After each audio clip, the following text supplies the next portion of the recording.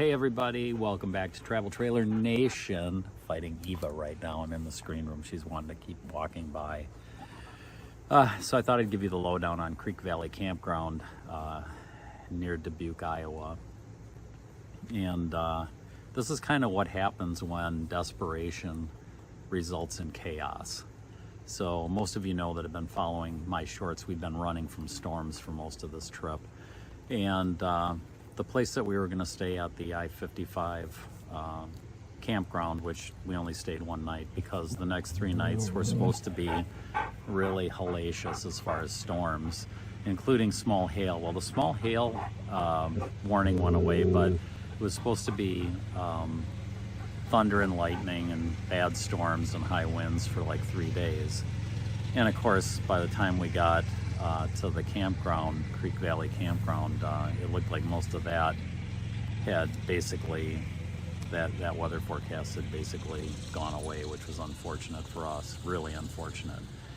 Let me start with what probably the positives on Creek Valley Campground are. The staff is like really nice. I don't have any complaints about the staff other than they don't seem to supervise what's going on in their campground. They have a nice pool. The bathrooms are immaculate and very nice. Yeah, but the campground itself, there are some nice spots there.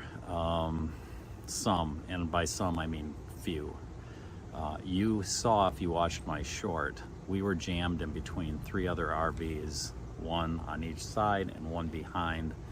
And getting in there was, I mean, we made it in one backup, but it was just kind of nightmarish because they don't seem to enforce any parking rules there about people not being hanging out on, you know, not having their back ends out on the road. And as a matter of fact, there was someone up by the pool with a big pickup truck that was on a small incline that's meant for a small car to park there. And they were there for 3 days with their back end and their hitch almost making it impossible to get by if you're pulling a trailer out.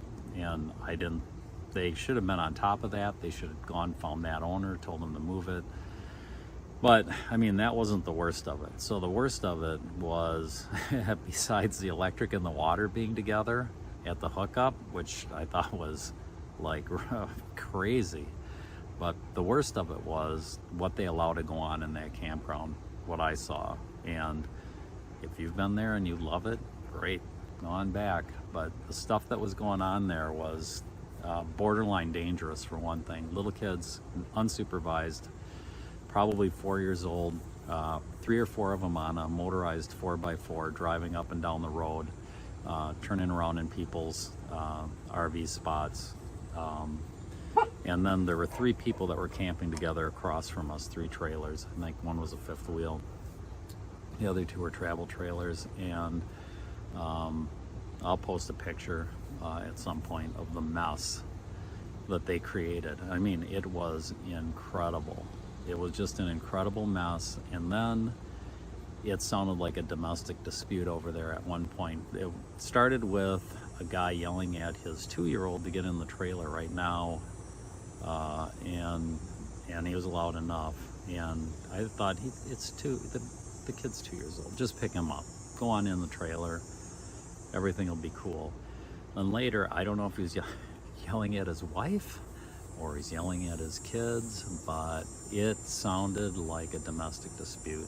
And it was like, I'm selling this trailer the minute we get home. But I mean, picture it so loud that you're thinking maybe the cops ought to be called. He sounded like he was off his rocker. And, you know, I blame myself. I blame myself for running from a storm that didn't develop. And unfortunately, you know, and Tammy said, well, you know, it's not all that bad. I'd come back if we could get one of those few back spots there. Well, what are the odds of that? And I'm telling you, I would never, ever go back to that campground. Never. I don't need that kind of chaos in my life. When I go camping, I don't want to be surrounded by all of that. I just want to go somewhere and sit down and relax, like we are here at Cliffside, even though Eva's probably making it not easy for other people to relax. But you know, that's kind of the scoop there. I'm sure there's some people, they have 59 reviews, but they've been around forever. They used to be Hoot Hollow Campground. And I guess when these people took over, people liked some of the improvements they made. I'll tell you what, nope, not for me, no matter what. So anyway, and getting out of there was almost as crazy as what went on there, because we had no space to get out, and I had to move picnic tables out of the way so that I could deal with tail swing, and then I had to maneuver around that guy up at the pool, and it was tight. That's all I'm gonna say. So that's it on that place. There's probably not much more to say about it. I am just very thankful I got out of there with, you know, nothing getting damaged. And the other thing I will say too is bring extra sewer hose, because I'm not the only one that had to go buy extra sewer hose, because they had the connections are not convenient. My connections were all in the rear, and I've got to make it all the way up to the front with my sewer hose. And I have more sewer hose at home, but I never thought I was going to need more than 2 lengths. But you will if you go there. Guy across from us was running out to buy more sewer hose, so just saying. So until next time, happy camping.